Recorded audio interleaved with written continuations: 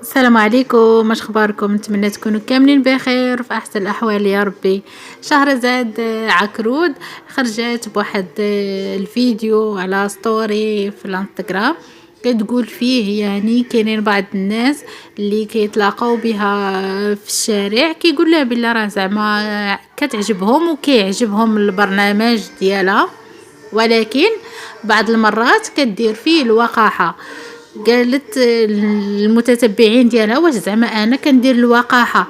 انا راه كنحاول ما امكن نختار كلامي ونوزن كلامي، لان هذاك الضيف ديالي خاصني نحترمه ونعطيه اقصى ما عندي في حدود الاحترام.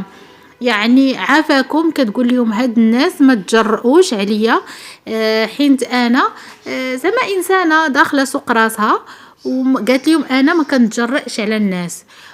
وفي نفس الوقت يعني نتوما كطاولوا علينا وكتجرؤوا علينا وكتبغيونا ما نجاوبوكمش، راه ما يمكنش. فهادشي اللي خلاها تخرج بهذاك ستوري اللي توضيحي باش تحط حد للناس.